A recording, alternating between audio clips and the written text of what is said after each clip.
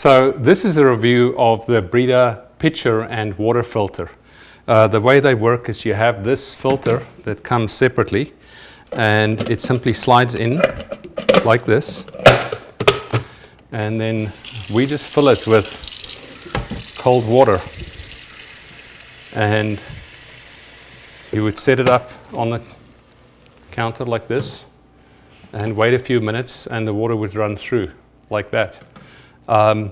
The literature on it says that you can save as many as 1,800 bottles of water per year using this. That's a remarkable saving. But we love the taste of the water. It just tastes fresh. And what's great about this product is it has this little light here. I'll pour some water out and you'll see the light turns on and measures how many gallons of water you've used over a certain period of time. And when it's time to change the filter, you just the light will change. So it's a great product. We use it every day. One other great feature about it is that it's a standard size to fit in the refrigerator at the back. So that's where we normally store it. This product is definitely in our house.